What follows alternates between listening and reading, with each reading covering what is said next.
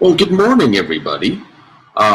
It's not really much morning for me here anymore since I was up at 4, and I'm sitting here staring into a light bulb so you can actually see me. Now, mandatory check. Can you all hear me? I never did a live anything on this computer before. Hopefully, my other computer will be back from repairs tomorrow, and there will be much rejoicing. All right, anybody? Can you all hear and see me? Well, you can't see me, but that's fine. Anybody? Right.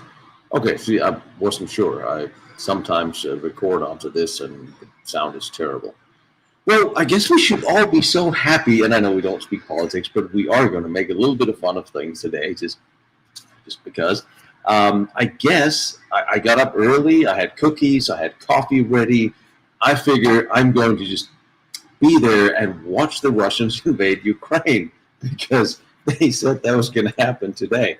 And, well, gee, I guess not.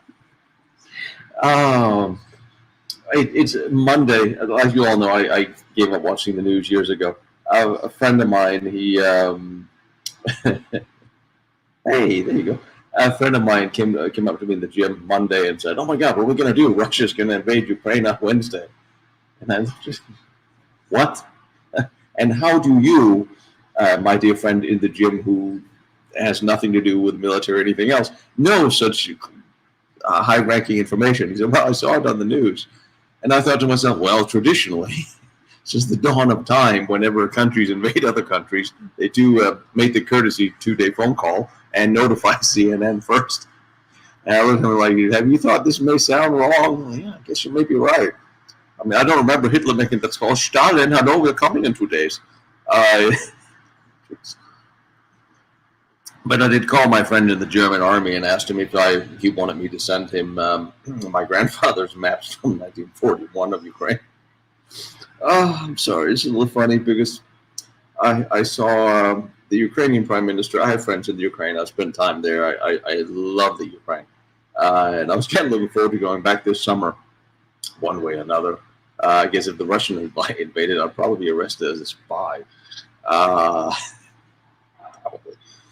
But I did call them and ask them, so what's going on? And he was like, I don't know, why didn't you ask Washington? We don't have any problems here. So the Ukrainian prime minister asked the CIA to provide proof of what exactly was going on next to his country, and they wouldn't.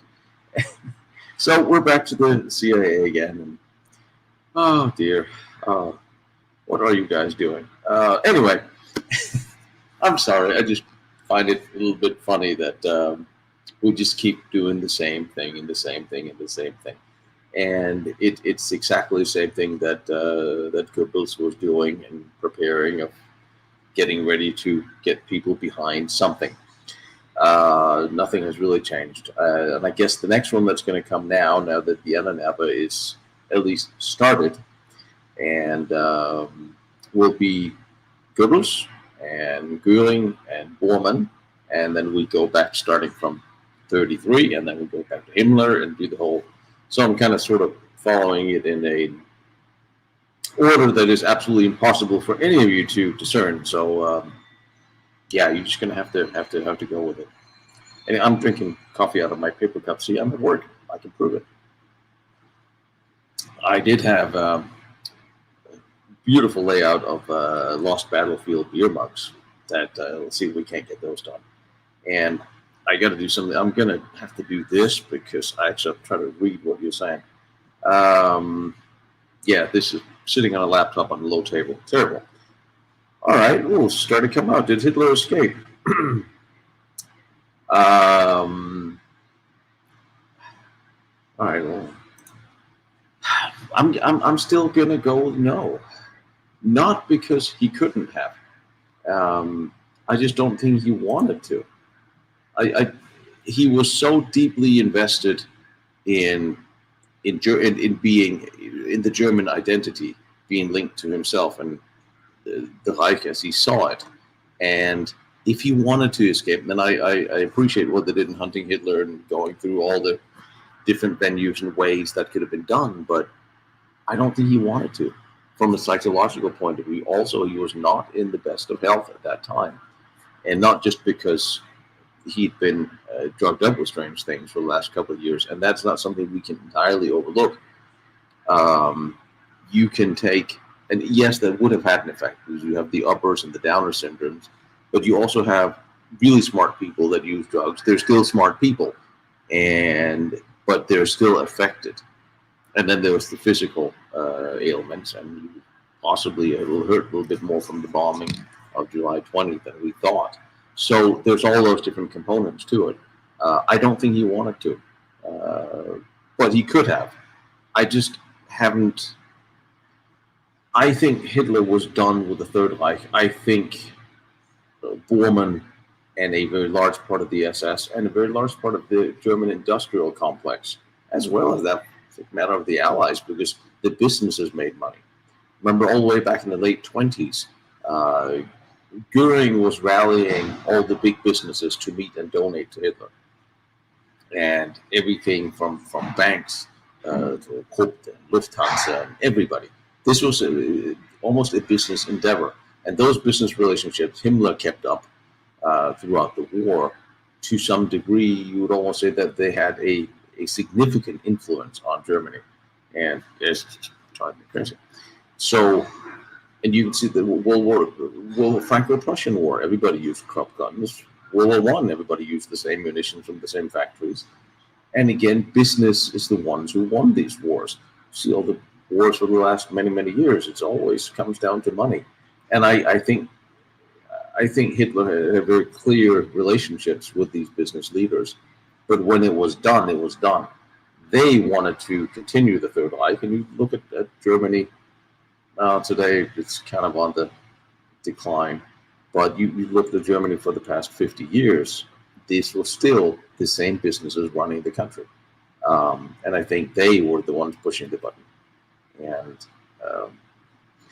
it's sad that we haven't gotten a conclusive documentation of what actually happened to Hitler or his body or even, because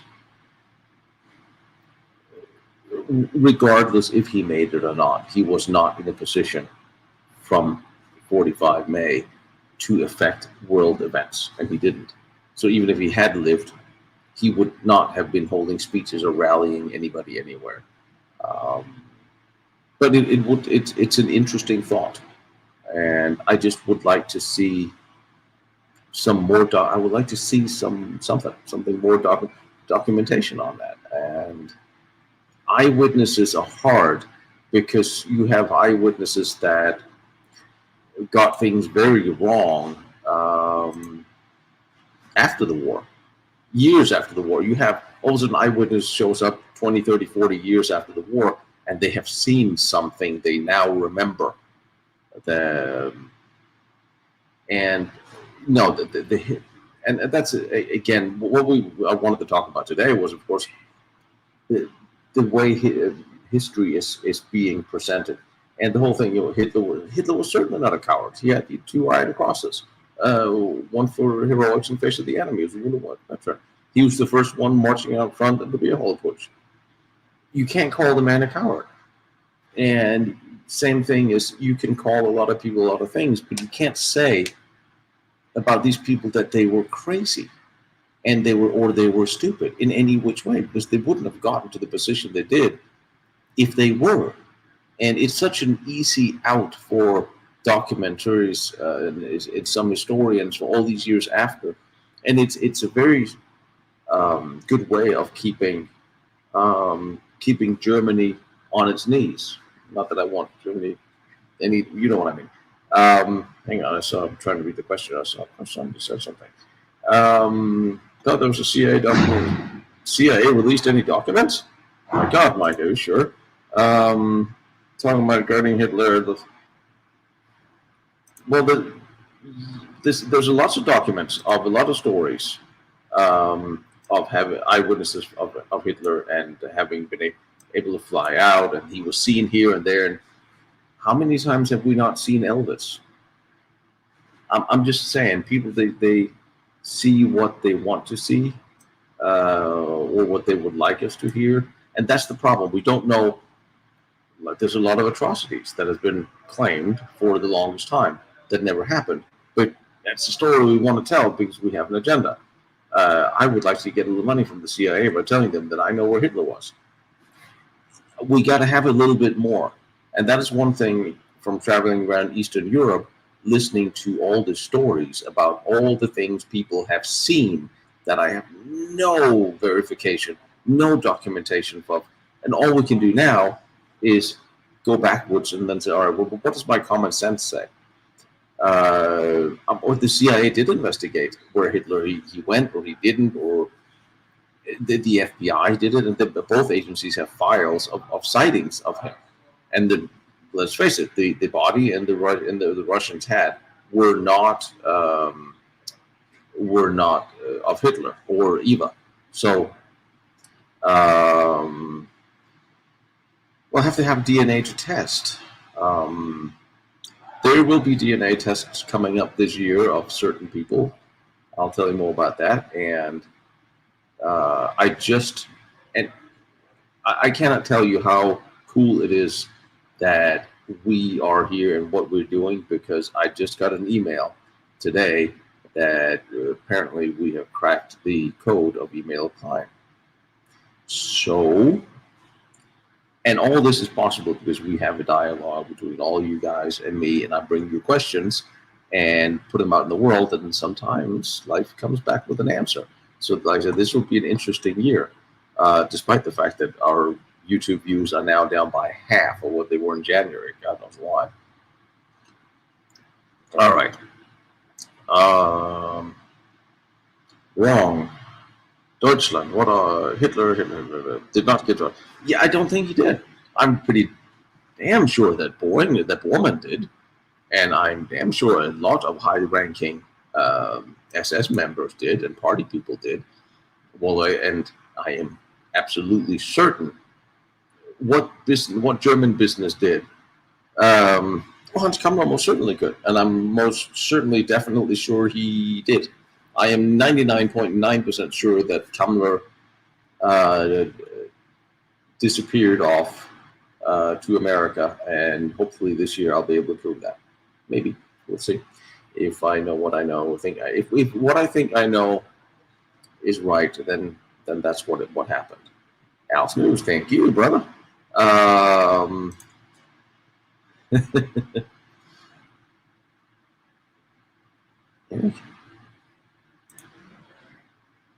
That's okay. Oh, damn! I'm sorry, Al. I know what you mean. I know what you mean. Everybody's speaking abbreviations these days. He does. Well, then we have to. Even if we have Hitler's blood, or hairs, or dental, we still have to find some sort of living relative that is close enough that we can compare it to. There are other interesting Third Reich figures that we can do that to, and we shall. If you ask me, John, was there a Fourth Reich, you ask, I'm saying yes, there is. It is not a German Fourth Reich. It is more an international Reich. I would go as far as to say, without pissing people off, that everything that the National Socialists and Himmler had envisioned for the EU or for Europe has become the EU, with all of the measures of surveillance and regulations and run by bureaucrats. I'm saying that there's a global entity that we could almost call the Fourth Reich, but it's not a military Reich per se. And you can wonder if it's run by politicians or by businesses, because I think the businesses are still running the politicians worldwide. So, but like I said, we don't talk about politics. What I did want to talk about, we can talk about most certainly how the Swiss connection, since a lot of the German businesses and Austrian businesses, what they did as they saw things were going south, they started transferring assets into ownerships in Swiss companies. German companies after the war, right at the end, there were closed, were shut, they went bankrupt. After the assets had been transferred into holding companies owned by Swiss entities that they, of course, also own. So the ownership pretty much stayed the same. The businesses stayed the same. And that is the Swiss connection. And I have that on very good authority and from very well-known whistleblowers that have found and documented these assets. But, all the businesses that you're in business before a war starts and you manage to survive the war, that's, I'm okay with that, because that is what business does. You try to stay along and protect your business and your employees. It doesn't necessarily mean that it's your fault the war started. That's a whole different thing. So there was a question I just missed. Career politicians, yeah. Well, Taj, when I asked, are we run by secret societies? Well, I would say that there are conglomerates of businesses that most certainly are running the events.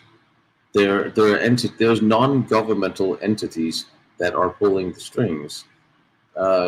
Say the people in Davos, you say that there's the Bilderbergers, there's the Fed, there's all these different interesting people and groups of people. Are they secret societies? Well, we know who they are, we know where they meet, but we have no idea what they're doing. I guess that's that makes them secret. So yeah.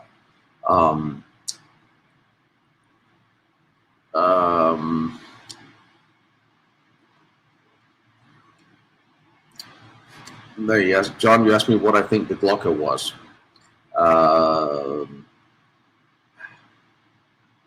I think there's a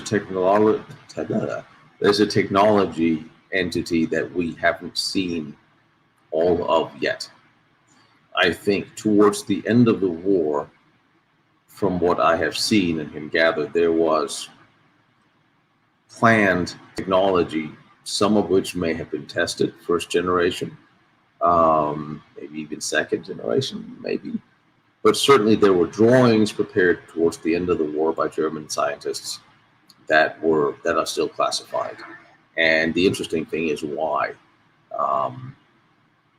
And I have, again, because we are here, and I'm putting it out there, and I'm getting, I have some very interesting people that have been contacting me over the past 6 months, which have shared with me some very, very, very scary and very, very interesting documentation. And when I mean documentation, I mean stuff that I can actually verifiably see of the aerial photographs from Jonastal, from the nuclear test site, missile silos, and other things that I'm going to go have a look at. And one of the interesting things is you hear from one entity, let's take missile silos. Vertical missile silos, World War II Germany, everyone's going to shake their head to be like, no, it wasn't there. And the first time I heard it, I'm like, okay. And then I heard it another time, and from another historian, and now I'm seeing aerial photographs of these sites, which is a whole new ballgame. Remember Fiebinger, Kamla's engineer, he went to America after the war to build underground missile silos. And they was asking, well, where did he do that? Because he didn't do that during World War II. Well, apparently there's quite enough evidence by now that he did. And I will present it to you guys, of course. I just want to go to these sites. Most of them have been destroyed or plowed under or bombed or whatever the Allies could do. And it's interesting because when it comes to the cover-up, and I hate to use the word cover-up because it makes me sound like a conspiracy nutter. But there is, and it's very easy to see that there is a cover-up because there's all these places and sites you're not allowed to go. And the one common denominator, and I thought it was a joke that I made, that's why it wasn't a funny joke, but I thought it was funny. I always said, wherever I go, that there's something we want to see, there's a natural preservation sign saying you can't go here. By whatever country we're in, there's a natural preservation. A society or a government entity said you can't, this is preserved, you can't dig, you can't do any damn thing. I would love to collaborate with our journalist. And then I find out that these natural preserves That's not an accident. That this is actually one of the entities that are actively used to cover up these locations, just making it illegal for you to search. It's brilliant. Or you put a memorial there. They have actively, from the disinformation from the very end of the war till today. It's not, and it's not funny. It is extremely frustrating. And the same thing when we came to when I started looking into the Ahnenerbe. I promised you this documentary several years ago. I haven't. I know, Joe. By the way, I haven't answered the question on the bell yet. I'll get to that. All right. When it comes to I just talk. When it comes to the bell, I'm not. There's two possibilities that I'm thinking. It is some sort of a.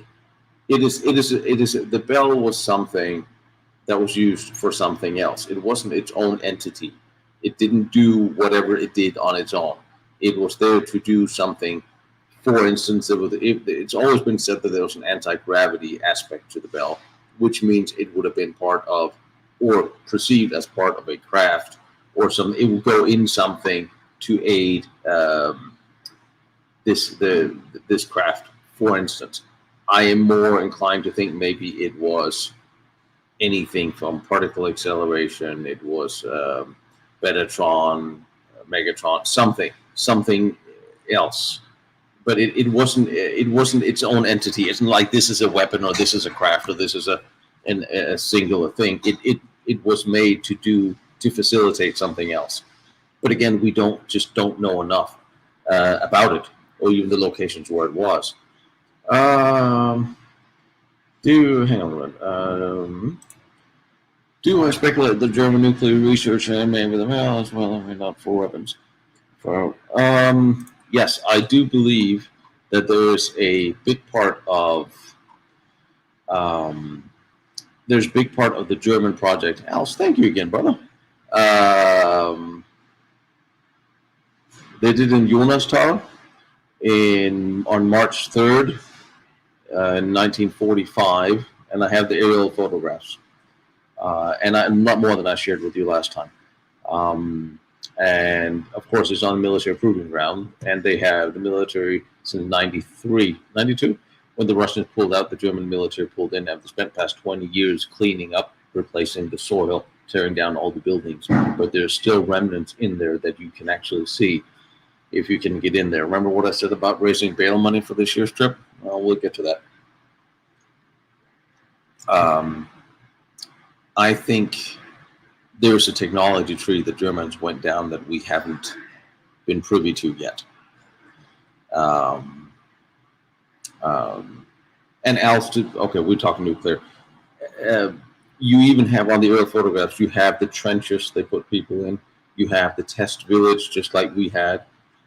It was a much smaller nuclear device. I had suggested what it was, grams. Propulsion, fuel, and I have that as well. But you actually see the circular spread. You see the burnt village where they eventually burnt the bodies. You have the actual base on there. The bunker. There's still the foundation of the bunker is still there. I mean, life. The problem. And free energy, that's what we were talking about. Thank you. I think the German, I've been up since 4. I think the Germans most definitely worked on energy, on a free energy,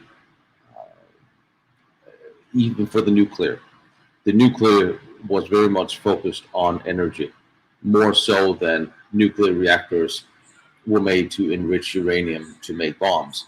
Because there are several ways to skin that cat, and they already had ways to enrich uranium without necessarily needing a nuclear reactor that was running. However, in the Bormann, Himmler's aides, in his post-war statement, he said that they had received word in Berlin that the reactor was running and had sustained reaction. Emma's dad? Emma's dad, where did Emma's dad just donated $20, and I don't know why I didn't see that. I feel bad. I mean, thanks is due, but I just, Emma's dad, where are you on my line? Well, thank you, Emma's dad. I don't know why I can't pull that post up. Anyway, no, I'm on my 6th cup of coffee, and we're going to go until I fall off my chair or somebody rings the doorbell. But I think they were very much focused on energy because of the fuel and coal situation in Germany. They needed an alternative way of fuel. And that was also one of the things Bormann, he said. And I have, again, with the thanks to one of you guys, are looking at a serious job. Well, thank you. Thank you, damn it. Vancouver, I'm going to Canada for something very special in a few months. And I can't exactly tell you where it is, but I think it might be on the other side. We have to have a conference on this. Orf, no, I am not investigating Hitler's Mandrake yet. Although everything seems to lead in the same general direction. Oh, I'm on my 2nd cup. I don't want to do more than a couple of cups of coffee a day. Although the coffee mugs that we're looking at are pretty cool. Now, but yes, so energy was one thing and nuclear was another thing. And then there's, again, the AEG document that refers to high voltage experimentation, which was linked to what was expected to be the bell. So the test, that is pretty much the best evidence we have that something actually happened there, that they were doing this. We just don't know what it is. I do have a note about Spornberg's, Jakob Spornberg was the SS general, one of the two that claimed in his war crimes trial that he made notes because he was part of the evacuation of the bell. I have from the archives a note that they have some papers, but they're still closed, so I haven't been able to get them yet. It is absolutely, for instance, there's one photograph of the underground ME-262 production facility at Beckelsdam. They did not just make aircraft, but we had this, what do we have, 7-10 kilometers of underground tunnels and factories. There's one photograph of ME-262 in that tunnel, which has been publicly released. I think there's 2. And I found out what aerial, it was in the Air Force report that was made. And with the archives, well, they can't find it. They can't find the rest. They don't know where it is. But there's that one photo. And I'm saying, well, they had all these kilometers of tunnels. They photographed them all, but where are the papers? Where are the documents? It's constantly run your head against that wall of, well, we don't have it. Maybe ask somebody else. Searching for documents are classified is hard. And that's one of the things that when I started on the Ahnenerbe, I promised you this document for 2 years. And I'm looking at all these books that's been written about all this occult stuff and all these amazing stories of witchcraft and similarities to and Himmler talking about the Arthur's Knights and all this. Now, so I think, well, there has to be something.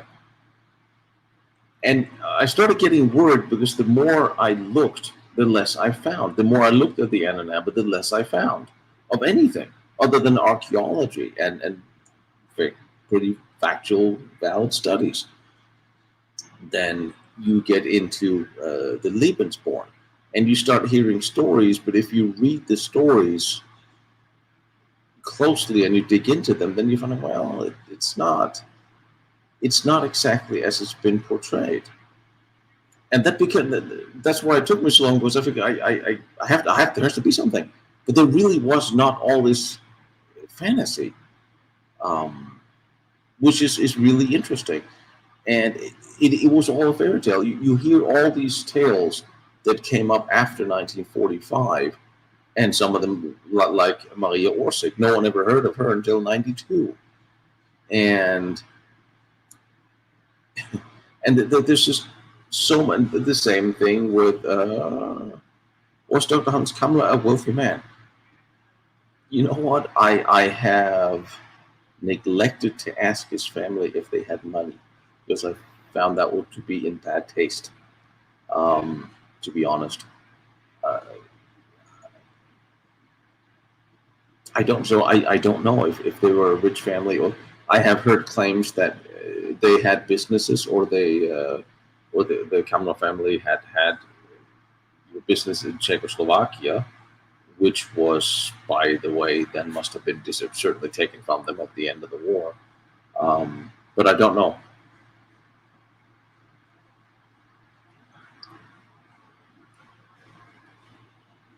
I'm reading. Kissinger. Oh, can you guys can see the chat as well, right? Yes, you can. You must be able to. We're back to Siemens and AAG again. And I did find the tunnel in the beer brewery that we were into. I'm getting some information and some names of people who were involved in the specifically, most likely, there was a cyclotron in Vienna. Oh well. Yeah. Wherever I happened to be at that time. Oh well, this is how people get in trouble during interviews. Mouth too big, brain too small. Anyway, in that particular area, which shall from now on be unmentioned, there was a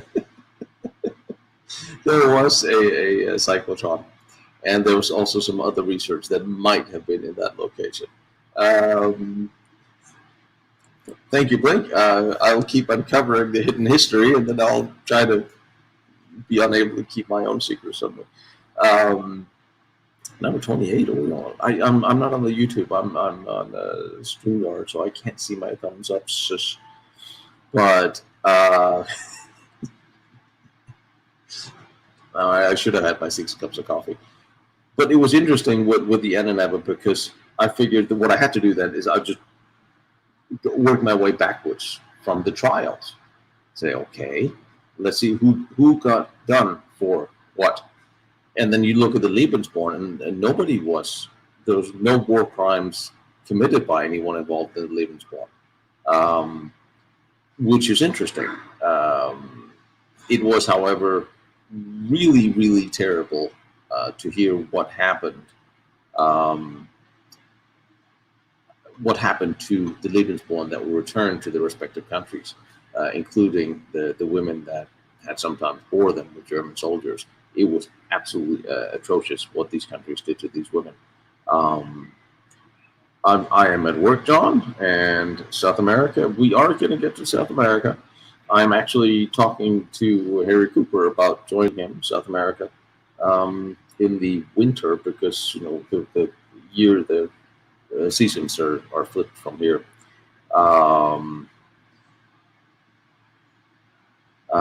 What camp, Emma's dad? And so, all right, let's take the esoteric. It's not that there weren't people that believed in. Hey, Keith.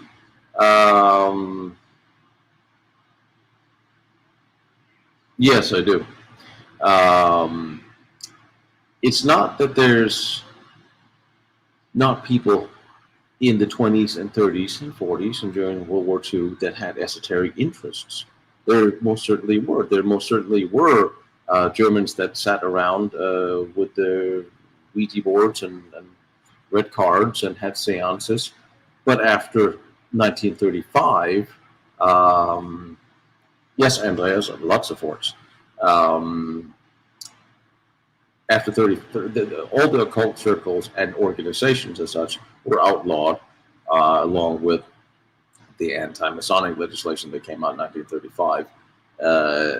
Mystics were arrested, and it was, Hitler had no belief in this. despite everything we hear about all the gossip about him afterwards. He had no interest, and he expressed that privately. Even at the Nuremberg rally, he talked about how he absolutely did not believe in any occult at all. You have, or yes, hang on that one. What you have is all these organizations were closed down as such, and the Nazi Party kicked out pretty much everybody from the Thule Society. And there was only 2,000 of them. And I saw one of the first comments on the video was that everyone in the Ahnenerbe was in the Thule Society. And now we're looking at this I'm sure the person who wrote it has read it somewhere or heard it somewhere and means well, but it's not possible because there was tens of thousands of people in the Ahnenerbe, and the Thule Society barely numbered 2,000. And they were all kicked out of the party.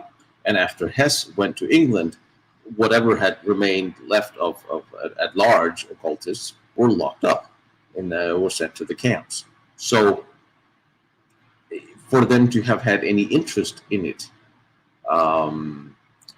there's always people that are interested in it. And when you look at Himmler's interests, like the Spear of Destiny, and if Hitler was beholden to anybody, it was to all the German businesses that had invested in his campaign. But I think many times he went his own way and did what he wanted, obviously, because a little war is good for business. A big war is not really good for anybody in the long run. And you can look at the occult involvement in all governments in World War II, even the British, and you can look at the Canadian Prime Minister, which MS Dad, hang on. MS Dad wasn't.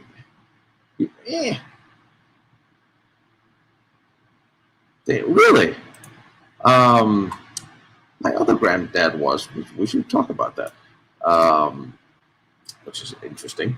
I knew a lot of the old Danish resistance members. That was interesting. A lot of them still had some of the weapons that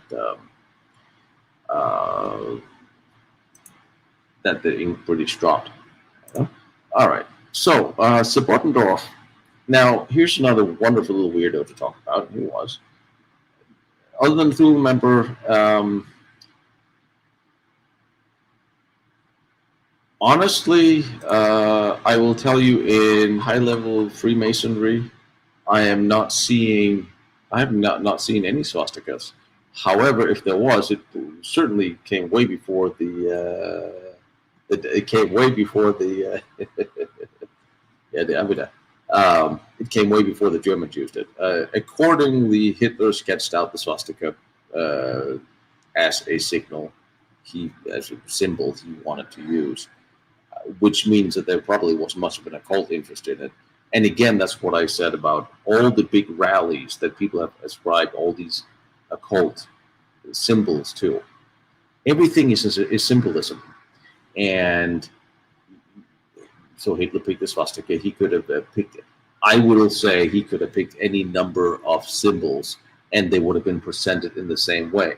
And that's one of Himmler's big things was. He was very much into the Old North history, and he saw the Old North history and the Nords and the Scandinavians and the Vikings as part of Germanic heritage.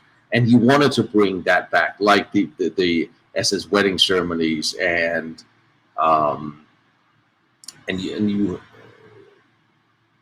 Himmler started designing these ceremonies to take over from the Christian ceremonies, not probably as much because they were Christian, but because he wanted to go back to before Christianity, to the celebrations and events from before. Now we're looking back to the Vikings. We're looking 1,000 years earlier, and wanted to bring those events and celebrations back to life. And the same thing with the wedding ceremonies and the Christmas ceremonies, was trying to go back to that because he wanted the old Germanic Reich, like he referred to Heinrich the First as the Peer Nun. one of the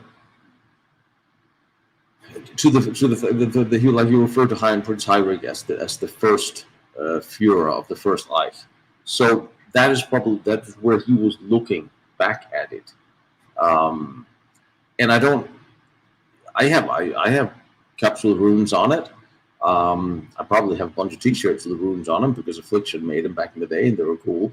I'm not really much of an occultist, and I think that is the problem. And you look at all the you establish the symbols, the Sig runes for the SS, the swastika for the party, and you see them everywhere in the party ceremonies and the marches, and that was Goebbels doing for the most part, and that's just basic branding. This is what your party's symbol is. You want to see it everywhere in every way, and that it's not something that's alien today. It's something that politicians have always done. They want to be identified easily by a simple message and a simple symbol. And the swastika was everywhere. I think I have a picture in the documentary of swastikas from all over the world, and some of them will point the wrong way. Now, of course, if you take, and that was one of the things that the Ahnenerbe's research could be used for, was by, if you can document ruins all over the world, then that would be the territory that should be inherent to Germans, right? We were there 1,000 years ago or 2,000 years ago. We left our marks, we left our symbols, our ruins. So we should have it back. Although I never really saw that as it's an argument. It's not a very good argument by that definition. I want our house in Prussia back because we were there before the current Poles, and I don't think that's going to happen either. And that there's this thing as current borders. Yes, they wanted to get rid of the Treaty of Versailles. That was most certainly one of the things that united everybody behind the Nazi Party. The hatred for communists and the Treaty of Versailles. And we can always go back to that's right. Plus, the swastika is about forward motion and running wheel, the way it's tilted. In not all cultures it's tilted that way. It's tilted that way. But you can always pull out, if you want to, you can pull out an esoteric meaning out of every symbol you see everywhere, out of everything. But I don't think the people who was there in the middle of it would see it that way. As somebody who has studied the Norse paganism for 20 years, I fully agree that the SS era is full of most. Oh, thank you. Good. My grandmother was an archaeologist, a Viking historian. I loved her ruins and spent my life crawling around digging up Viking settlements, and you have an interest in history, and I think that's why it's so easy to warp. Well, the Norse aspect was really what was used. Himmler had linked the Germanic and the Norse, basically all a bunch of Aryan people, and their history, and took a little bit from everybody, and also on some of his marches, and had some interesting. Wagner had a great influence on some of the ceremonies. They were big about ceremonies, about big things, about big shows. And again, if you draw parallels to today, same thing. They were at the forefront with a lot of things. There's a U.S. Army. Yes, there was, Wolf. You're absolutely correct. There was a couple of Union pin in England and America that also had a swastika on it. Swastikas were everywhere. The American Indians have them not far from where I live out here in California. There's a big farm full of swastikas. It was interesting, shooting a Christmas movie there a couple of years ago in a place surrounded by swastikas, produced by a bunch of Jewish producers. Thank God everybody had a sense of humor, because we can make it kind of fun.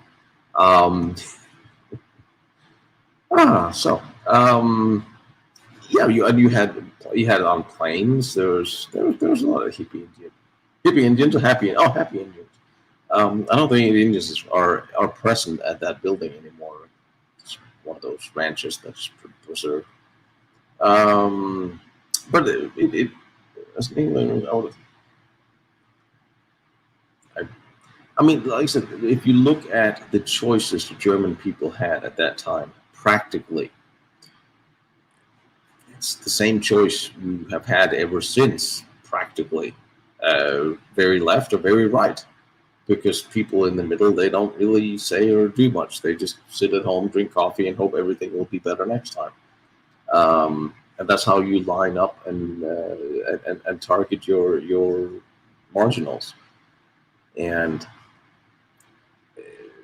I don't think we can blame, and that is, again, we're back to the way Germany have been perceived and portrayed, especially to Germans, because heaven forbid that the Germans would actually find anything about Germany they could be proud of. And that has been beaten out of them for the longest time.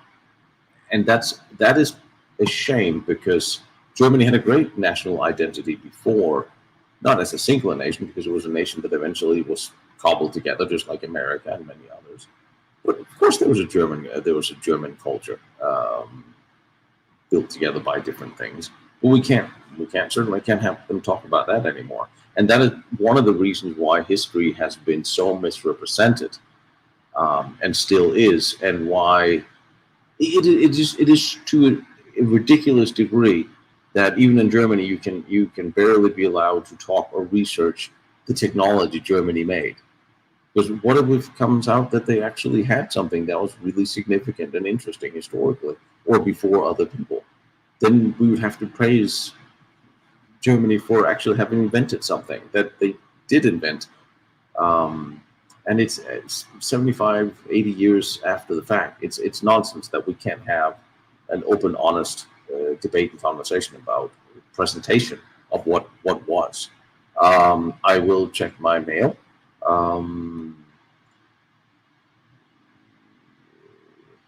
So I'm checking out my questions. Yeah, the Nazis, they were good at beating up communists, so they wouldn't vote. And the communists were good at beating up the Nazis, so they couldn't vote. The thing is, it wasn't just one side. They were all doing it. When the Nazi Party was outlawed by the socialist government, they were not allowed to meet or ban. The newspapers were censored and all that. And then when the Nazis came to power, they did exactly the same thing to the socialists and the communists as they had done to them before. And before any of those happened, they were all beating up each other with chair legs in the streets. I'm not going to say one was better or worse than the other, because they're all doing it. They're all assassinating each other. The only thing is, in the end of that game, the Nazis won out as the smarter or stronger party, because they were the ones that came to power. And then ever since 1945, I guess the other side have been in charge. So it's always been a give and take. Nothing to translate into politics. I think you can talk about smoking whatever you want here. I'm in California, and here everything's legal. Well, I think. I don't know. I don't smoke. I think Kamala lived in North America for the rest of his life. When you say natural life, I mean, we heard the story that he had committed suicide in 1947, and supposedly his FBI or CIA file was closed in 1949. However, that might not be the end of the story, and I am kind of banking that it's not. I will get back to you on that. I know some things, but I want to do some testing first. Just cigars for me, yeah. Not big on anything else. I don't even really drink beer anymore. Just too much coffee. And it's interesting that when you said that the Nazi would never mess with the Jews, well, they didn't mess that much with rich Jews or the ones that had connections. A lot of Jewish businesses in Germany were allowed to operate longer. It was a tangle. It wasn't as black and white as and it's interesting because when you read biographies on from Goebbels absolutely was anti-Semitic, probably more so than most of them. Goering would throw in anti-Semitic remarks here and there as he was annoyed with somebody. Certainly he was, but he was also friends with, had Jewish friends, and some he would protect, and it was a very strange. It almost seems like you want to blame your scapegoats, but not all of them, because some of them are your friends. It was a weird thing. Okay. Are you still, lady? Are you still hung up on that little bug? He's fine. I didn't eat him. I promise. Last episode, we met a little reptilian in one of the little tunnels. Skull and crossbones came from Imperial Guard. Yes.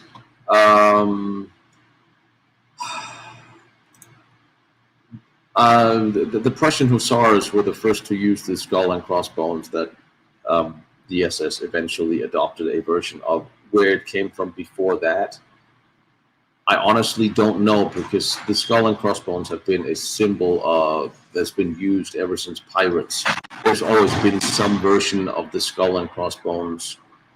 Where this started is so far back, I honestly don't know. But you know what? It is actually an interesting question, and I will actually see if I can find out. The movie Overlord, you ask. I saw the first 30 minutes, and then I couldn't bear it anymore. Sorry, I just. Yes. I get picky when it comes to. I did not eat him. I don't eat bugs anymore.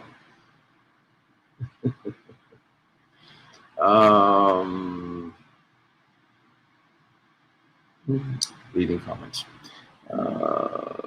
There were between 200,000 and 300,000 Jews that fought in the German army and the SS of various. If you want to allow me to cite the Nuremberg laws, various degrees of Jewish heritage. Some were 100% Jews that was hiding in the SS. Actually, a very interesting story, and I will tell you.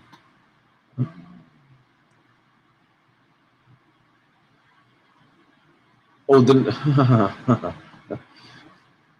BMCG over beer one day. We'll talk about the numbers of things, because that's one of those things that we would never talk about in public. And isn't it sad that we're sitting in a time of enlightenment and computers and information, being afraid of talking about historical questions? That is probably the saddest things of all. Well, Freemasons, if we date them back to the Knights Templar, did the Knights Templar have a skull and crossbones? You asked. I don't ask. I asked. So I don't know. Honestly, I would think that the skull and crossbones signal goes way back to before the Knights Templar. I could have seen them use it, although they were also an interesting banking bunch.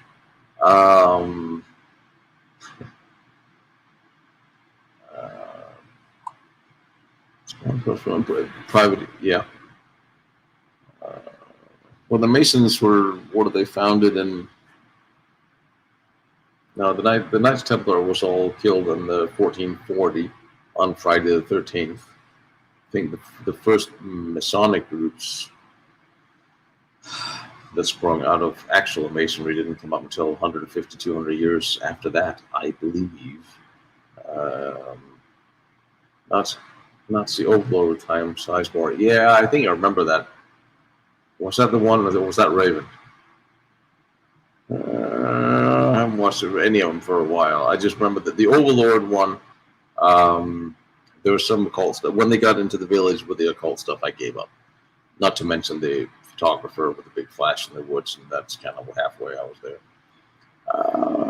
What do you like about Europe? Food. Europe, food. Food in America's crap. We can't buy stuff in restaurants. Everything's full of preserves. European food is slipping, but food, dairy, ice cream, European food, and well, pretty girls, but we have them here too. Being surrounded by history wherever I go is something. Good night, buddy. How many places have I found where there could be a cyclotron? Well, believe it or not, quite a few, probably a few more than I know of, because cyclotrons were not that particularly big. Some of them were actually quite small, and some of them were a lot bigger. I have. You could have stuck one in a lot of places. There could have been one, and it's very possible that there was one in near the Riese complexes. There's most certainly there was a couple in Berlin, there was a couple in Vienna, and AEG and Siemens were the only ones who were making those. There might have been in Graz as well in relation to the what's it called, the university out there. If there was in the underground of Jonastal what we think there was, I would not be surprised if there wasn't one there as well. And I think that's what I would be interested in about the Spornberg testimony, because if he evacuated from the Riese sites, Lower Silesia, what was there, and we all wondered where did he evacuate it to. And I'm scared that it all went into the deep, dark end of the Richard mines, which means we will then never see it because we'll never be able to get in there. That is sadly one of the things that is possible. We are now looking at destroyed documents. Doesn't make it easier, but when things have been piled into holes in the ground that are so deep and so inaccessible, or would cost so much to get to. Remember, we have 2 missing tunnel systems just in Linz, and they won't let you dig even in private property. To even things that have verifiably been found, they will not let you excavate. It is an uphill battle, and I guess the most promising thing that could happen is governments would come into play that would actually want to open up their archives and allow people to look at what was there.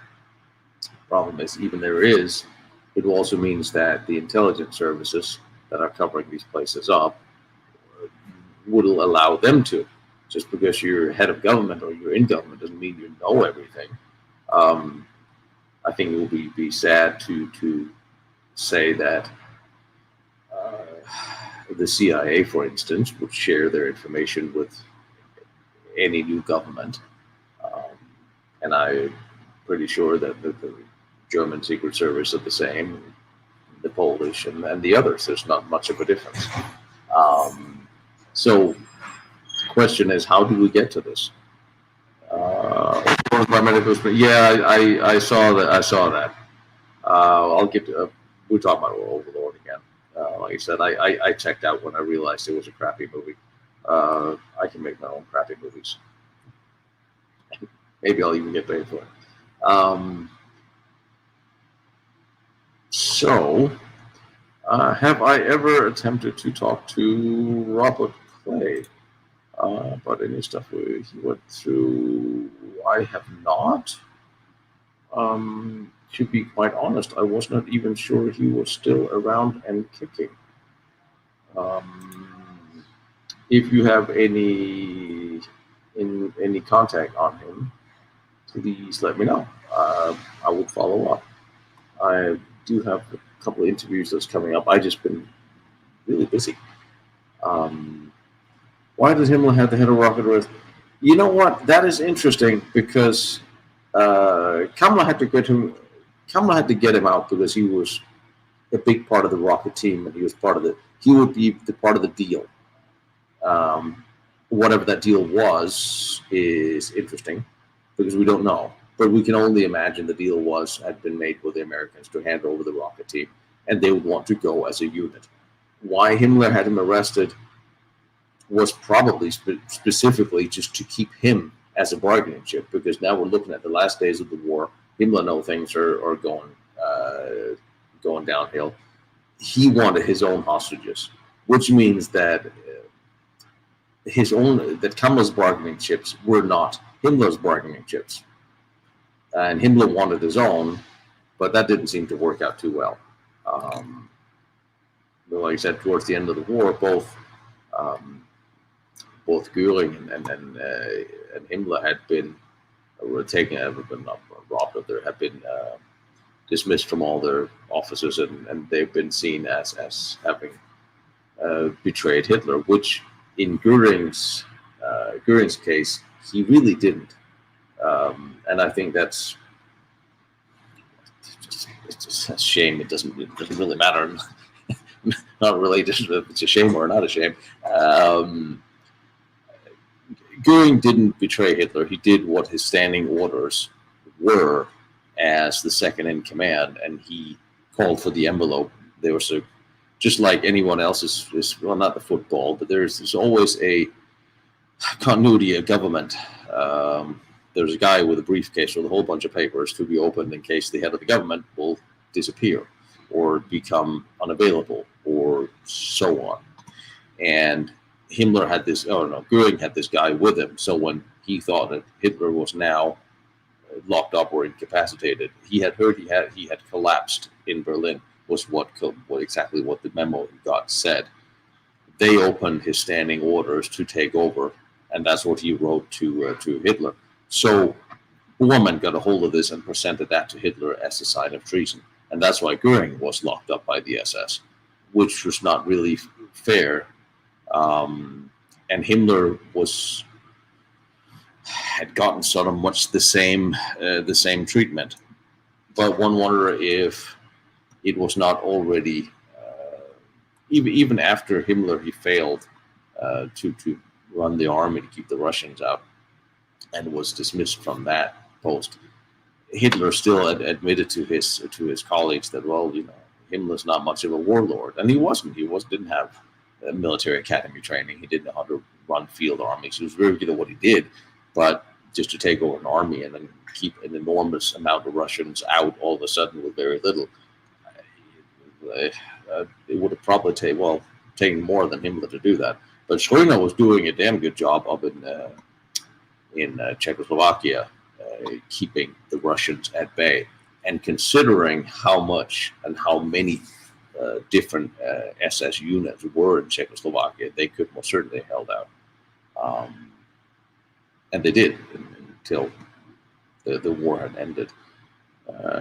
And Mackensen, yes, somebody said, von Mackensen, my love the guy, again, badass with a mustache, big mustache. So where are we? Craig, thank you, brother. Yes, I don't know if you noticed that Joseph is back online here and there, and doing his weeklies, and thank God for that. Don't even want to think about what that would have been out. And I actually just wrote him this morning, and I sent him some of the maps that I haven't shown you yet, because, well, you have to wait a little bit. I gotta go to some of these places before I show you what was there, because I want to make sure something actually still is.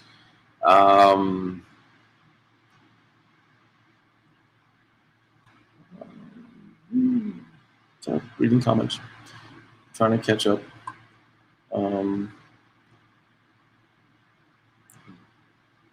If you put cap locks on when you write the questions, then I'll pick them out of questions, out of comments quicker, since I'm just me.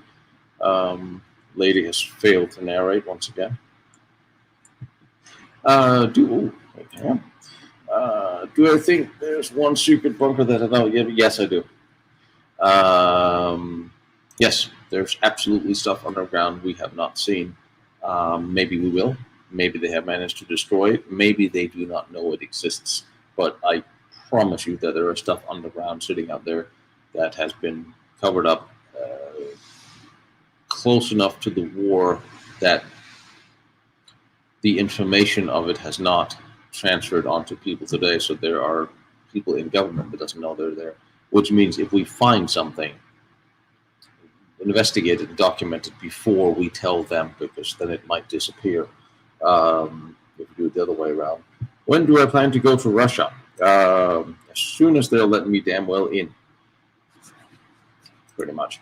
If the CIA would just hold on their war with Russia for a little while, so I can go talk to Vladimir about those whole archives that I really want. Um, although right now might be a good time to ask, since it seems to be turning into more of a urination contest. Let's keep this political correct.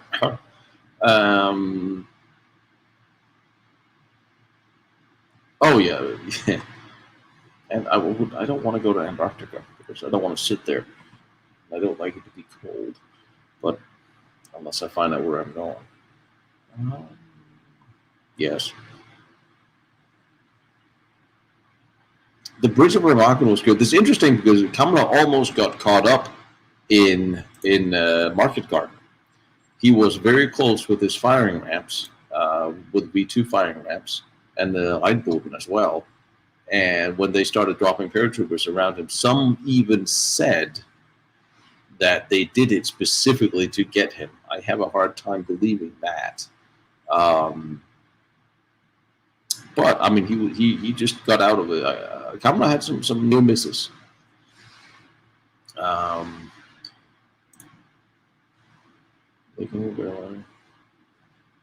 Yes, and that is one of the things Joseph talked about, that the Germans miniaturized everything, and from the beginning of the war to the end of the war, everything got a lot smaller and a lot more possible, including you could stick a camera in a bomb that would transmit while it's flying. That was German first. Yes, I am, because the Japanese secret research was to some degree linked to the German research, and there's always going to be talk about, did other submarines get through to Japan with information and nuclear waste or nuclear material that they used in theirs. And it was said that between the two bombs dropped on Hiroshima and Nagasaki, there was a Japanese nuclear test done on the North Korean peninsula, facing direction Thailand, because from there it was supposedly seen by an officer who saw that. And obviously going to North Korea with a Geiger counter looking for radiation is not going to be an option for any time soon. I'm not even sure if they invited me to come look that I would actually dare to. But it is certainly a question that needs to be asked. And again, it's like World War II, Korean War veterans that was anywhere near there. Let me know if you saw something, because there was also supposed to be a large power plant up in that area. Brian, we talked about Hitler's escape earlier today. I'll recap. I don't think he did, because I don't think he wanted to, but it would have been plausible for him to do so if he had wanted to. Psychologically, I don't think he wanted to live on much after that. But if he did, and he got somewhere, he was not doing all that well. And even if he had lived, theoretically, he didn't show himself or take charge of any events. He didn't influence events after that. So, in effect, whether he did or didn't is somewhat immaterial, because it didn't affect any events after it. But I still don't think, I just don't think he wanted to live past that point. There wasn't much for him. I have no idea. Talk dirty to me in the morning, will you? It's like, Chris is like, if he did escape, where did he go and what did he do? And what mindset was he in to want to have done? There's people much young, not much younger, well, some of them were younger, more powerful players that had the control of assets that did escape, like back to Bormann again, and many others, including all the industrialists with their money that that did go and did affect events and business.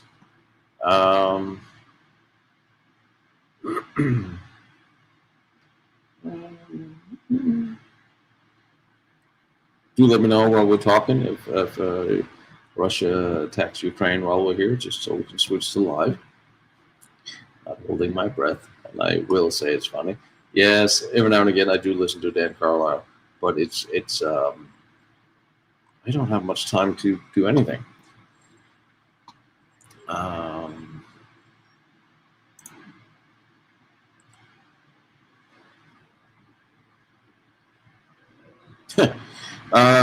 Yes, Keith, and I will just introduce Keith to you all. He is part of the research team and writers that wrote Hidden Nazi.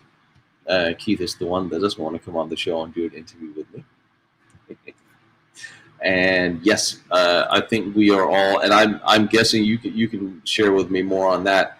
You've been beating the doors of the archives longer than I have on that subject. It's no matter what you ask for when it comes to specifics on that, you get back the question, the answer, we don't have anything on that, or can you tell us the file number of the file you're looking for, which obviously you can't. Same thing with the Bechdel. Now I even had the series, the photographic series number of that the Air Force intelligence took, or I think it was whatever they were called, I can't remember. I have all the serial numbers of all the pictures of that photo series, and they still can't find it.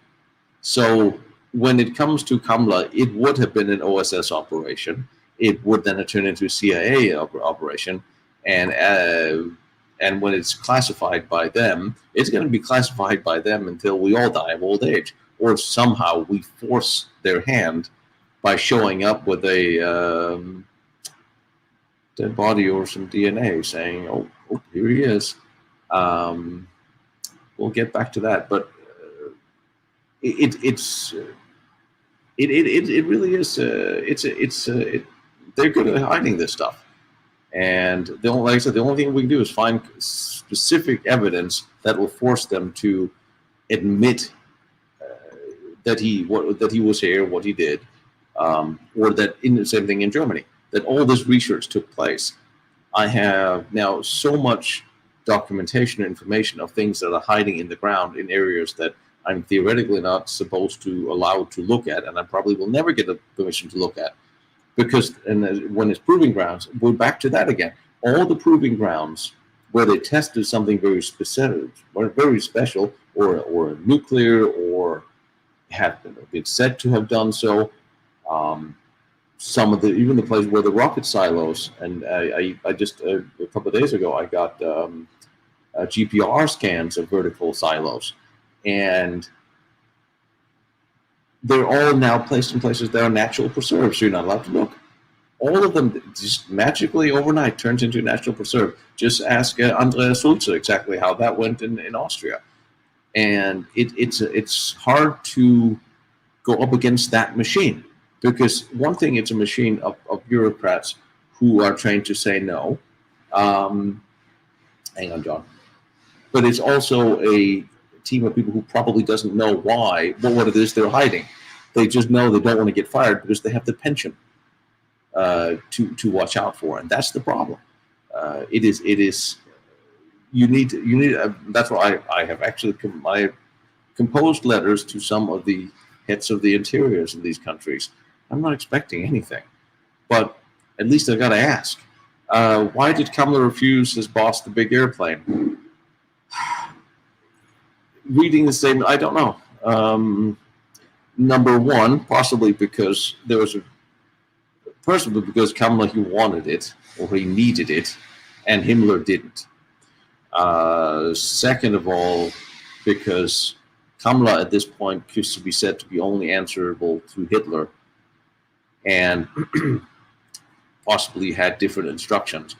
But yeah, towards the end of the war, Himmler wanted one of the large transport planes flown to Berlin. Excuse me.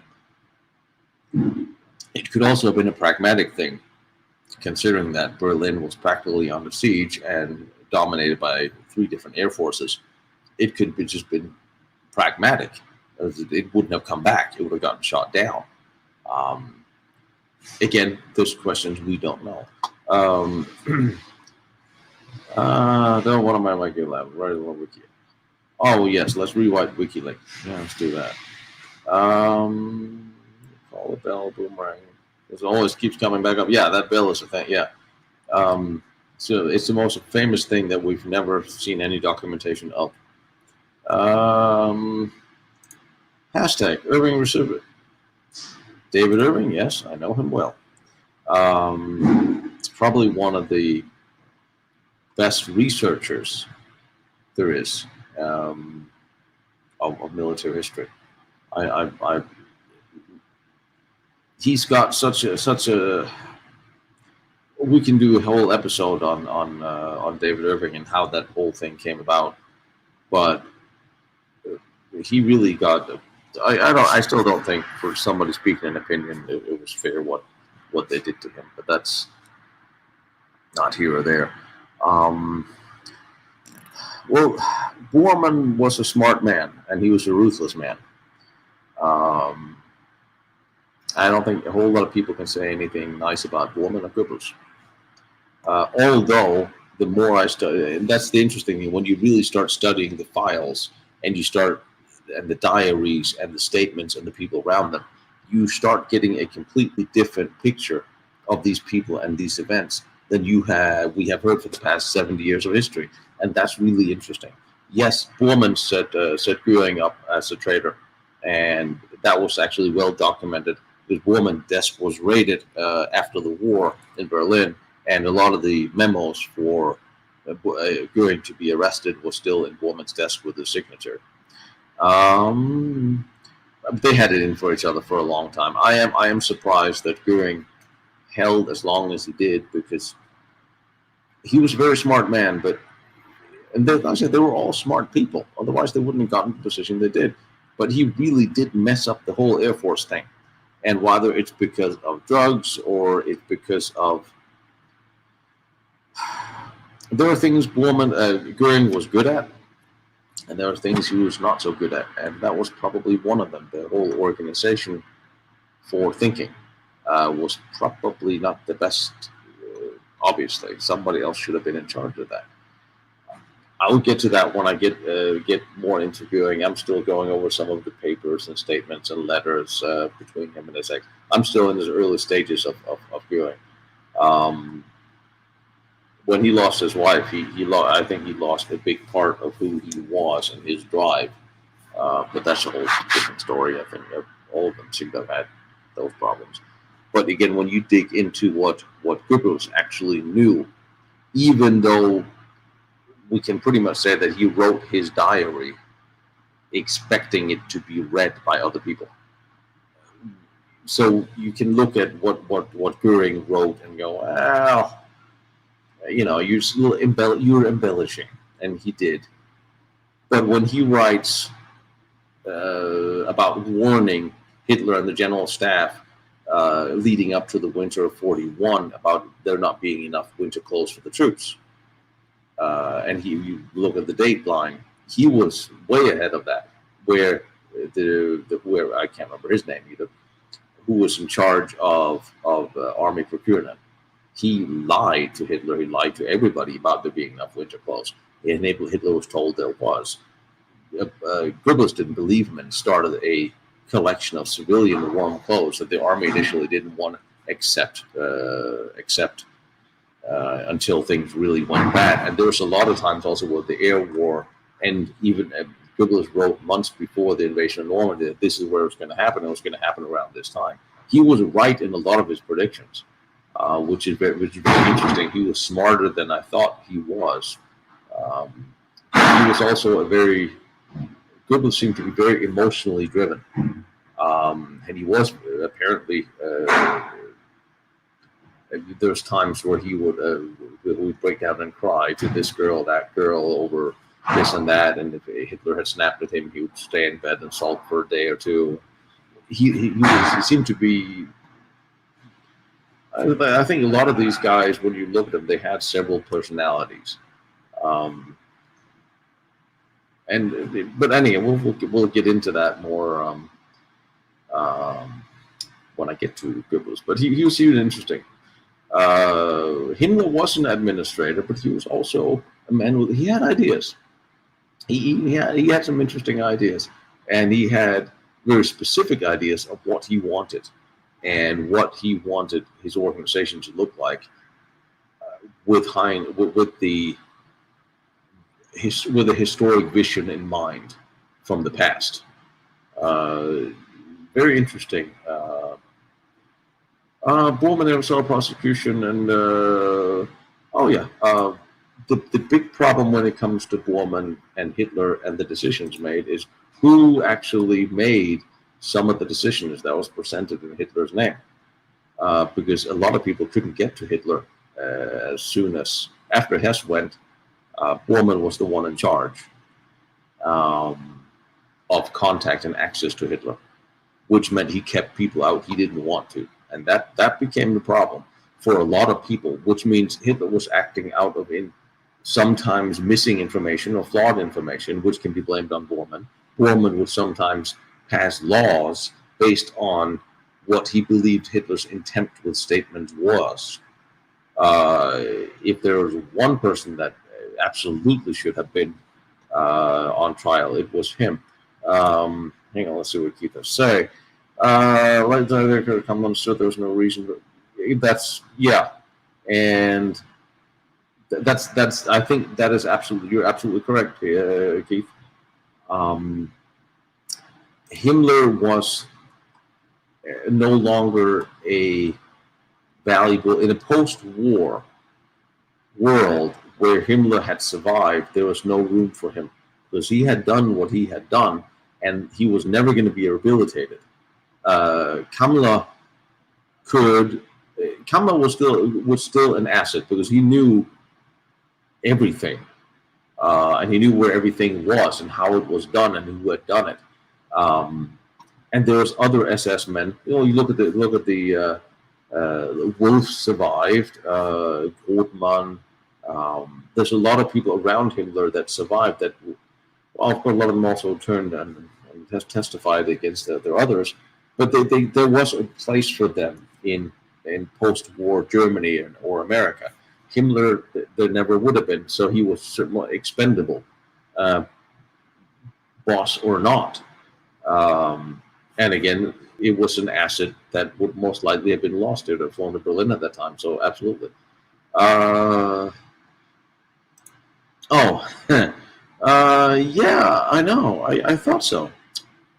Well, somebody did the fake news. Yes, I was waiting for that with coffee and cookie this morning, waiting for yay, invasion, yay. No. I was waiting for the show. Andrew, yes. I mean, all right, let's talk about David for a minute. It's interesting. If you look at David Irving's been blamed ever since for being anti-Semitic and being all these horrible things you can possibly blame somebody to be. The interesting thing, if you actually look at his lectures from the beginning, I have never seen any anti-Semitics really coming from him until that establishment started attacking him and banning him and breaking into his house and getting him banned and all that. When they started going after him, they being the Jewish community, then you could see, if you look at the interviews from the 70s, 80s, 90s, there was never really anything before that, and then you could see him turning bitter. And I mean, given what they did, what was done to him, you can't really blame him for becoming bitter after this and sending snide comments in that direction.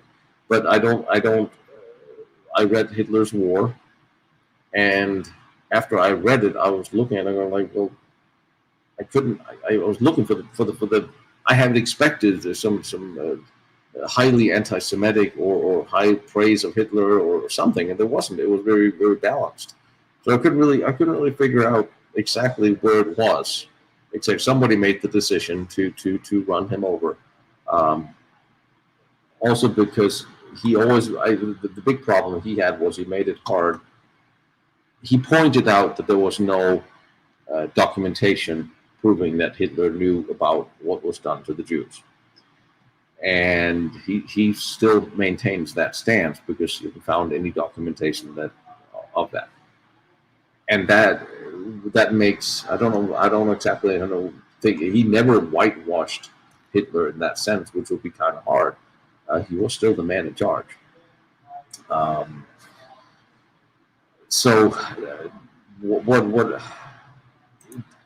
I don't know. The way I look at it, I'm all in favor of free speech. It's very simple for me. There's a lot of people saying things that I absolutely don't agree with or don't like, but I will always stand up and fight for their right to say or do it, because if we ever going to learn anything about history or our past or ourselves, we have to have 100% free speech, whether we agree with people or not. And people on all sides of all spectrums that says things that are right and someone says that they're wrong. And that should be their prerogative. There should not be laws or people shouldn't lose their freedoms or their jobs or be ostracized because they have an opinion or think out loud. That's not how learned discourse and intelligent exchanges are supposed to happen. Of course, you shouldn't threaten or pick on each other or small-minded bickering, but in exchanges in forums of information fine. I'll stop beating that horse. I do not know if he has stopped smoking yet. I did not ask him when it comes to Joseph. I hope to see him in some months, before or after. So we shall see. Was the plan for Operation A complete?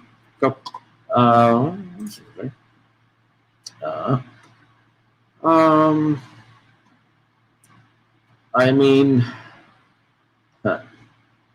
well, if we watched the movie, then there wasn't time to get the last explosives in. I mean, in a plan like that, you can say everything is a little bit up in the air because there's always a chance that one thing goes wrong and everything else goes wrong.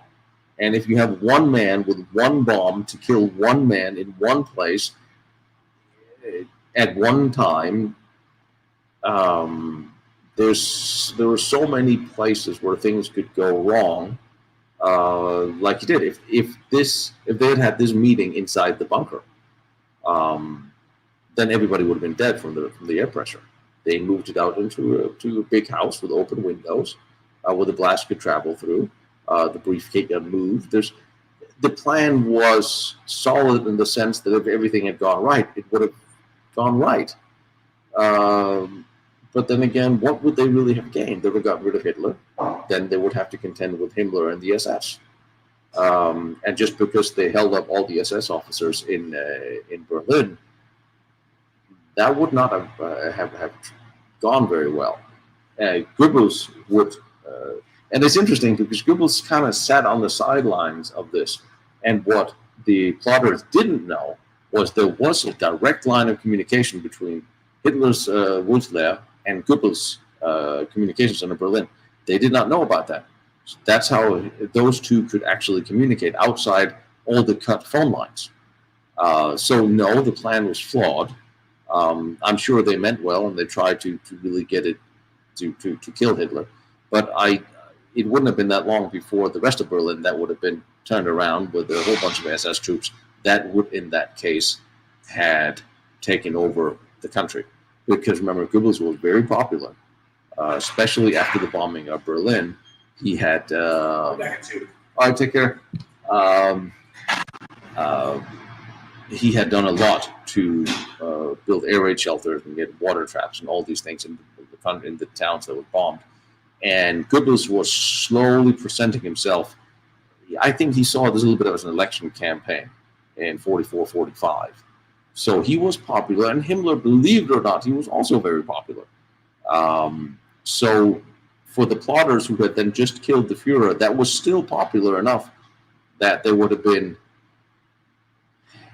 I don't think it would have gone well. Even if it had gone well, it might now you would have had competent people in charge, competent people who wanted peace, yes, but you would have competent people and the SS to contend with, rather than a for better, lack of a better term, strong out Hitler at the helm. You know, it might have turned out worse for them. After all, the reason why the Allies didn't want to try to kill Hitler because he was making so many bad decisions accordingly. Thank you, William. Thank you, William. You're welcome. I think we emailed about this before, and there's a lot of you guys that are disabled or can't travel, or wounded veterans who can't go. And I always said, if you have places you always wanted to see, that is anywhere within my sphere of driving, you let me know, and I will try to bring them to you. By the way, get out and find out. Well, I need to make money, Als. It's going to be definitely going to be 2 months of traveling in Europe to some of these places. So just a couple of months off work again. All right, so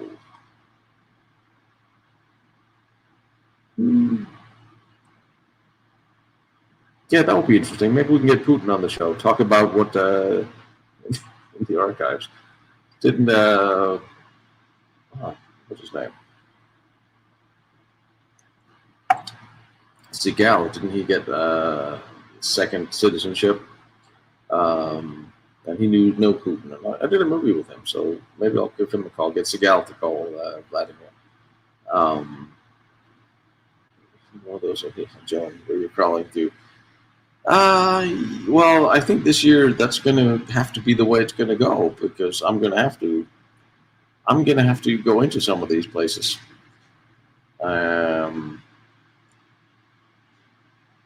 And yeah, when we're not done on the Ahnenerbe, and that's the thing about the Ahnenerbe. What I wanted to try to convey with that episode, especially, was that it's not a matter of if there was interest in esoteric or occult during the Second World War or before, because there was worldwide. It was a big deal. There was a lot of very alternative viewpoints that was being promulgated from the 1900s and on. A lot of occult spiritualism, maddening freedom in the 20s of Berlin. Euthanasia was a big deal in America, England, most of the Western world. A lot of things that we wouldn't accept today was going on all over the place. And so obviously there were people that became affiliated with the Nazi Party who had an occult interest. But if the whole point was to show, I don't think the occult had an effect on the Third Reich or the way they ran the war, the way they ran the regime, on the decision making as a whole. And that's what I think is important. Just because people have interests, it doesn't mean that they are the ones who are using that interest to a decisive manner in how they govern the country or wage the war. And I think if you look at the Ahnenerbe, which was for the main part a bunch of archaeologists, historians, there was a lot of research into grain and harvest and foods. And I think that is predominantly what they did. And there are very, very few of them that were sentenced after the war for any wrongdoing. And the main wrongdoing that they did was in relation to the skull collection. And even Berger, who did the measurements, didn't go to jail after. He was put on trial for it, but there was no proof that he knew what was going to happen to these people afterwards. And Berger was the one that did all the anthropological measurements in Tibet as well. So that's what he did, and that's why he was sent in to do that. Sivas was executed for what he did, and Wood killed himself. And then there was some 20 others. Most of them were Luftwaffe personnel, one way or another, that was put on trial. Less than half of them were executed for that D, lack of better words. And so that's kind of where, and again with the Thule Society, they were out and gone and disappeared and way before 1930s. Anyway, going back through the chat, at some point in time, I'm going to have to go. Sorry, I said I am at work. College 3 minutes.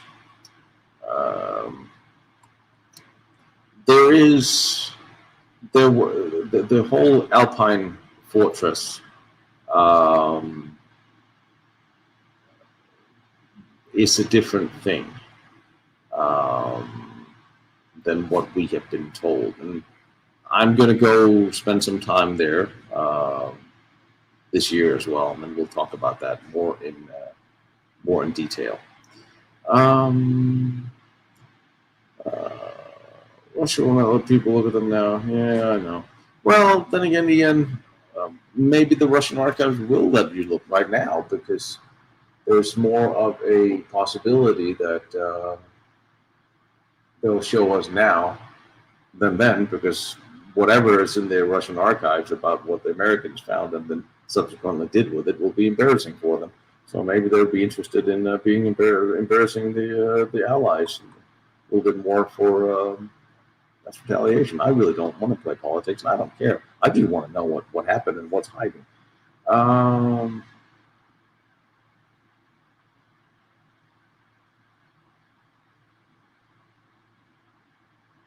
My days will come on.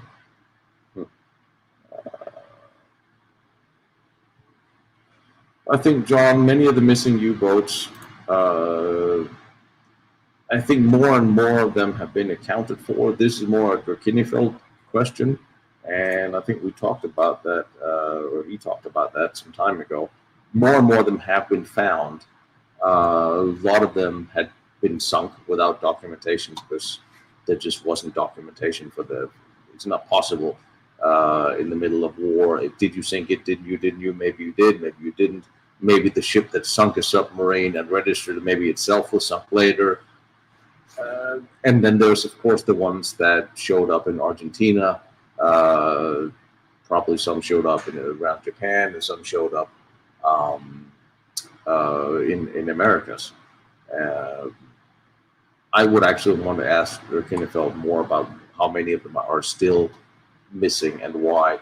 I know Drake had a really long episode talking specifically about that, so you may want to check out his channel for in depth on submarine today.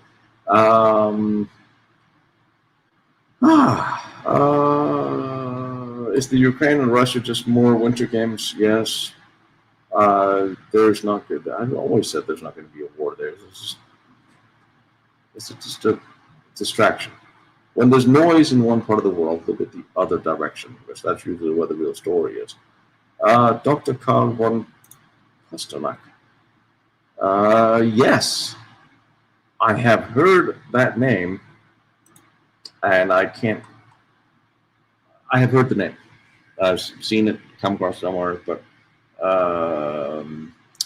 I can't, not enough that I could actually talk about it, because I don't remember any of it, but I remember hearing the name. And since you asked me, I'm guessing that's a name I should just look into again. What's their determination? The whole Bormann DNA thing is just such a load of horse dung, because you can take two different types of DNA, and they only took the mitochondrial DNA, which means the body could only be linked to relatives of the mother, and then they destroyed the body completely and scattered the ashes. They never compared the DNA to Bormann's son. He had, how many kids did he have? 7, 8? He had tons of kids. And his son was living in Berlin. And it was a known entity, because he became a priest, got married with a nun, stopped being a priest, got married to his nun that he fell in love with, and very romantic. And he spent the rest of his life talking out against war, generally seemed to be a good guy. But he was a known entity. They could have checked the DNA from Bormann's body to his son. He was right there. They didn't. What they did do, however, by the way they took the DNA and destroyed the body, it would have been impossible for a post-war child of Bormann's to be linked to Bormann. And that's what they, in my opinion, that they didn't want, because Bormann survived the war, had children after the war, would open up the same can of worms that when we document Himmler survived the war and lived out in North America. Same problem. How did he do that? What did he do? And who knew? I mean, everybody who would be blamed for these things are all gone. So it shouldn't matter anymore. But you know how the entities protect themselves. But they did the DNA, but they didn't do a DNA that we could actually use. And even if it was the main body, and I think it was Bormann's body they eventually found on the fourth try, third try. Well, it doesn't matter, because it was after he was said to have died in South America anyway. And for them to remove the body, and them being an intelligence entity that most certainly have the capability and the power to do this, and plant it in a place where there was now an active traffic excavation, where they apparently had looked before, to find him again, just come on. If my fat ass can fit in there, I will absolutely follow Mr. Jones anywhere. Of course I will, absolutely. I guess I'll have to talk to him about that. But if it's an option, sure. Rappelling down is easy. Climbing up sucks. But hey. Martin Bormann still clearing checks in the 60s? Yes. Yeah. All right. So top secret weapon all typed up. Well, the documents I'm looking for would retain information that I could go verify. So Cecilia will then still have tunnels rigged with explosive, just in case a train heist of this. Oh, I'm gonna have to leave you sort of soon. Nuclear research, just reading questions. Japan, yes, the North Korean thing. Yeah, we talked about that. And the Chosin Reservoir. Yep, if there are any military veterans left that remember the Chosin Reservoir and saw anything there in this relevance, although they were kind of busy fighting the Chinese. Sorry, I know. You would think most of the people who disappeared would have had, if they're high profile enough, they would have plastic surgery. Kamala, nobody really knew that much about what they looked like, so maybe he wouldn't really need to. I mean, not that many people would be able to recognize that, and practically nobody would recognize Bormann, because he looked like actually quite a lot of people. And he had a few cousins that looked like him as well, from what I understand. Bormann, we're back to, okay, easy game, I won't do that one. Okay. It wouldn't have been hard for somebody who was the head of the chancellery, who was Hitler's personal secretary, who had access to everything and had several meetings with Himmler, to get out of Berlin if he wanted to. If he went by small plane, maybe he left before Hitler killed himself or around that time. There's always going to be a way out, even if there's a ring. There's a lot of people that literally walked out of Berlin. I think he could have very easily flown out in a small plane. And several were sighted, and some with people that resembled Bormann.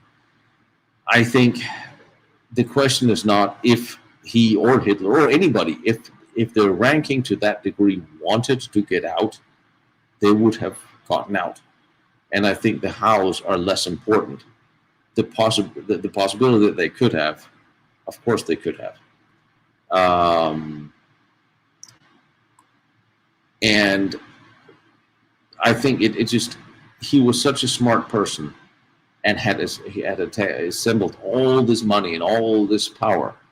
He wasn't going to give it up and just get locked up in the bunker. And besides, there's not really any credible account that he died either. So why did Elvis Speer not get the rope while he was in the middle of everything that happened? Well, accordingly, if you look at the documents that have come out since the Nuremberg trials, he probably would have, according to some of the German historians I have talked to. However, Speer was it Nimitz that came and testified on his behalf? Speer didn't. He conducted his war in an honorable manner, according to those who were close to that trial. So he didn't actually do anything. Just because you're in the middle of it doesn't mean you're the one who's in charge or did anything other. Accordingly, he conducted himself as a soldier and honorably, and didn't do anything he deserved to be hung for. That was the statements at the time, also by, I believe it was Nimitz. There was one high-ranking American admiral that went to testify on his behalf. That's why quite a few people, including Skorsena, was not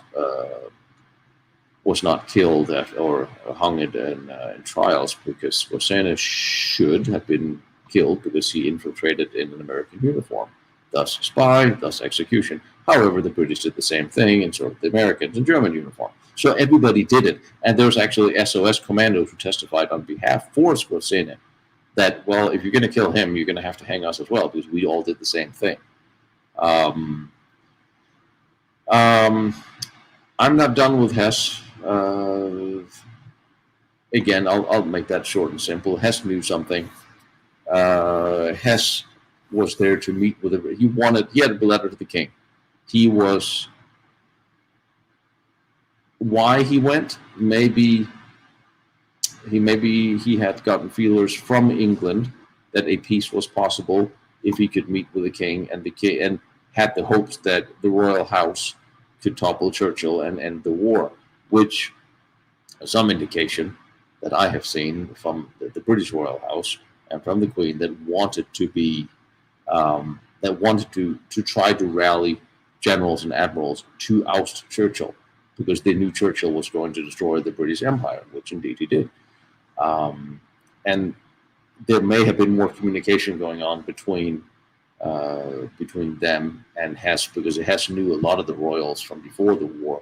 A lot of the royals were European royalty. They're all sort of intermixed and married and all know each other. A lot of them on one side were in the SS and were in the party. And on the other side, the British might not have been as keen on this whole war thing as Churchill was. And I think he must have known.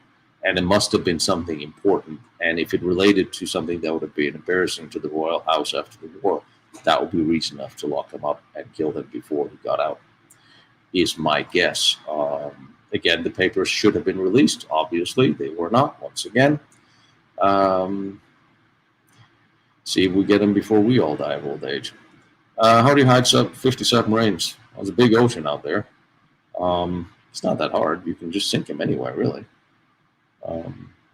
It depends if they went somewhere and some of them went to Argentina, and what the Argentinians did with them, I would assume they incorporated them in their own navy.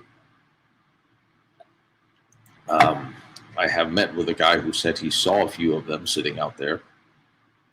But for them if they had been sunk and not recorded as sunk, they would be wherever they had been sunk and not recorded. So,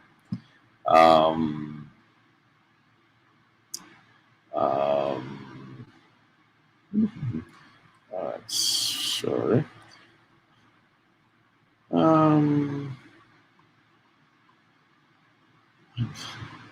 How do we turn into current day politics?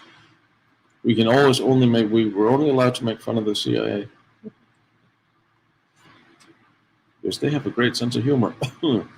All right, I'm going to go down to the end, see where I am. Like I said, in a short while, I will leave you because, well, I have to pretend I'm working. Well, I'm not pretending. This is it. Any news from? Yes, but I'm not going to tell you what it is because where the hell is the bottom of this damn thing?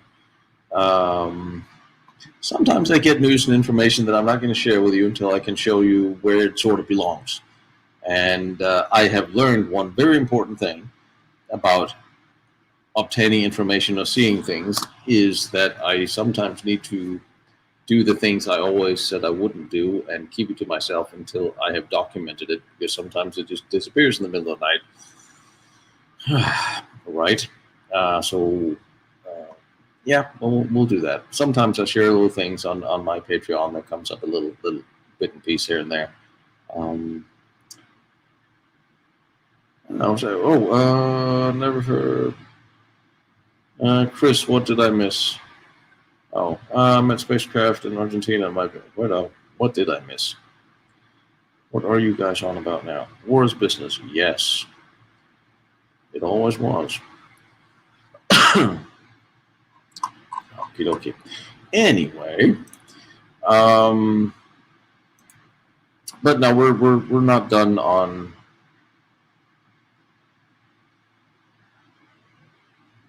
You know what? Oh, what the hell? Let me say this. I saw a note that said Himmler was a coward. I don't think he was. From what I can read, his thoughts and his diaries and his statements. I mean, he was the first one to. I think he had a fairly. He had a stomach that bothered him when things were hairy. Yes, but I don't think he had a problem with stepping up. He did a duel. He did a saber duel. He got his scar to the face. I mean, that still takes a bit of balls. He was the first one to stand with a rifle slung over his shoulder, holding the flag outside the Ministry of Interior or Military during the putsch. I mean, he backed up what he said. He was visiting the front a lot more often than pretty much anybody else. I don't know. So, and it's like, what the decisions he took were right or wrong. We haven't gotten to them yet, so we'll get to those and who made what decisions. And certainly he made decisions that cost millions of people their lives. And to some degree, physically, he may have had a weak constitution, I will say, physically. But I don't think he was a coward, and I don't think he killed himself. And the story of him, the reason why the story was put, there was a lot of SS people in British captivity that accidentally got suicided. And I see more and more mainstream historians are coming on board with the fact that, yeah, it's quite possible Himmler didn't kill himself, given the number of other SS officers, high-ranking, that were killed by the British or suicided themselves in the British captivity. But the story, if you put that out to the SS troops who surrendered and faced trial, they would all lose respect for him if they were told he killed himself to avoid the responsibility. And I think that's where that sort of started. Himmler did begin to orchestrate. He did begin to negotiate with the Allies, and he started reaching out all the way from 1944. And Schellenberg was involved in this. If you want to talk about a coward, you could mention Schellenberg, who he survived the war without getting in any trouble, and I don't know, he didn't. Well, he forged a bunch of money, which I guess should have landed him in prison. But he had no problem selling out everybody else after to save his ass. And although that, I mean, saying that, Schellenberg, had it been the other way around, had Germany won the war, or had Schellenberg been American or British, it would have been a cool movie, because I read his book, which is very interesting. It actually would have been a great movie if things had been differently. But I think Himmler was an interesting person, and I think he believed in what he said he believed in. What he did, I mean, like, there's a reason why these profiles and documentaries take so long. Is because the research need to catch up. I don't want to sit and say something until I know the facts, and I haven't actually gotten to the wartime part yet. I'm sort of taking everything with everyone in stages. So, but anyway, yeah, Queen Elizabeth, she was kind of cool. More and more. The Danish Queen is really cool too, actually. I don't know if she stopped smoking yet. That was always a big thing. Yeah, I stood for her once. Anyway, one of the things, since I'm going to about leave you in a couple of minutes, new episode on Friday from an amazing fort. But I'm starting to plan for this summer's crawling around. There's going to be some specially stuff that I'm going to. Well, I can't really. There's no reason to tell you that I'm going to do something. You know, I'm going to do something, but I'm also going to go to a bunch of locations. I love your suggestions. Please keep your emails short because I am hundreds behind still. I haven't even been able to read last week's emails, and I feel really bad. But we're all in this together. I'm just the schmuck on the ground with the boots, and I'm going to be, well, probably going to fly into Switzerland, and both bikes are now running, and there's going to be some stuff in Italy, over the Alps, NATO headquarters, German tunnels in the Alps, Austria, lots of stuff in Austria. See how much trouble I can get into there because, well, we'll see. Germany, Poland, Czechia, France, of course, lots more coming from. I'm going to be back in Metz at some point. I'm going to go all the way past Paris, see Hitler's headquarters there. The problem with reading my emails is I don't have enough time. I also have to spend 10 hours a day editing and putting together episodes and researching for them. And then I have a day job as well at some point. Once in a while I have to sleep. At some point in time, I just have to take days where I just don't read my emails and focus on actually editing episodes. Like I said, our views on YouTube have dropped by 60% since January. I have no idea why, except January, December is the holiday month where people have more time. But it's there are more people following the channel, but we have half the views. And it is still the commercial revenue of that runs my trips to Europe. Hopefully, if the COVID thing has gone away this summer or autumn, we can start doing tours that I always said. We're going to do the Eastern Wall tours, we're going to do the Maginot Line tours, the Metz forts. There's no German tours on there yet because, well, the Germans are not so much fun. It's usually turns into, no, you can't do that. You're not welcome. You're not allowed. You can't get permission. We don't talk to you. And bringing a busload of us to places like that just sucks. However, I will be hanging out with some of the guys from Berlin on the Welt. Not necessarily actually in Berlin, somewhere else. So we'll be seeing stuff. But the reason why I brought that up is because this is the time when we need to start thinking about where am I going this year. Forts and tunnels and undergrounds, besides where I know I'm going.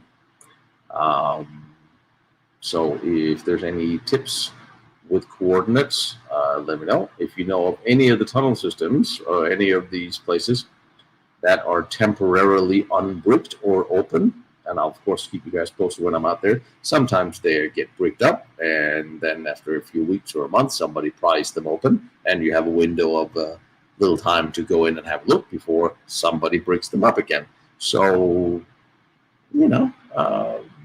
I'll be the one to crawl through the hole. I just need to find out if this is a good week or a bad week. And with that, and I am working on a Remark episode as well, the huge bunkers where they built the ME-262s. Had some really nice renderings made by our favorite artist. And that's pretty much it. So I will let one go on Friday, and I will be on the chat on that one. And sorry I couldn't bring any photos in to show you, but on one screen. So there. And also there. Now I will go try to check my email and edit some more stuff. And you all take care.